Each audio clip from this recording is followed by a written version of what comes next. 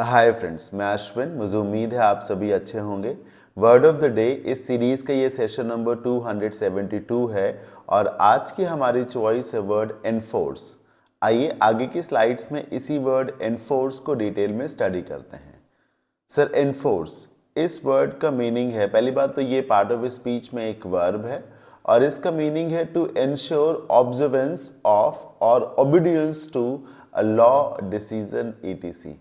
मतलब इसका मीनिंग है कि जब आप ये इंश्योर करें कि लोग किसी कानून को या किसी फैसले को ऑब्जर्व करें या उसे ओबे करें, उसे माने।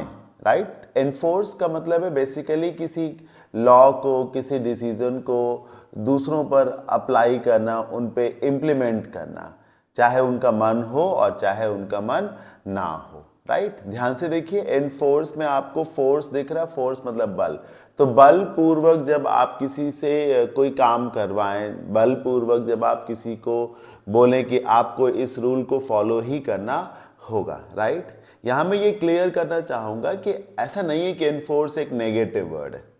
राइट?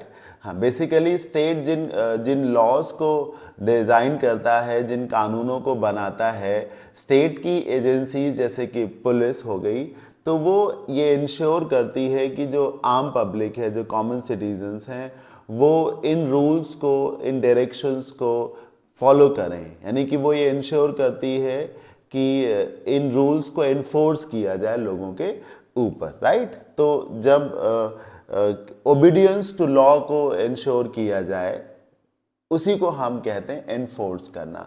आपने एक टर्म सुना होगा, ईडी। ईडी, सीबीआई, ईडी, इसकी बड़ी चर्चा होती है। सर, ईडी का फुल फॉर्म है एनफोर्समेंट डायरेक्टरेट।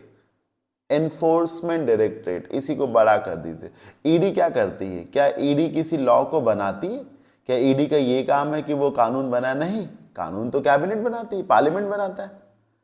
ईडी ये इंश्योर करती है कि बिजनेस जितने भी हैं, इंडिविजुअल्स, हर एक नागरिक, हर एक बिजनेसमैन जो है कानून के दायरे में रहकर ही काम करे, कानून का पालन करवाती है वो। राइट? तो इन्फोर्स करने का मतलब है ये इंश्योर करना that everybody goes with the rules. Right? Example से समझते हैं। The executive makes laws and the police enforce them on people.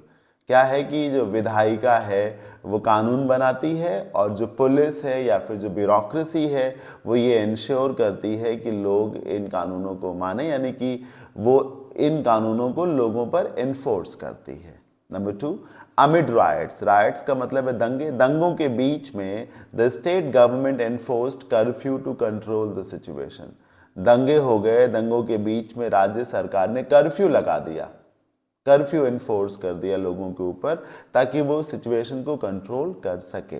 Synonyms हो सकते हैं impose, apply, implement, carry out, ये सब। राइट? इन्फोर्स बहुत ही इंपॉर्टेंट वर्ड है, इससे आप बहुत अच्छे से दिमाग में फिट कर लीजिए और फिर से समझिए, ये डेडिकेटेड वर्ड है। लॉज को इन्फोर्स किया जाता है लोगों के ऊपर।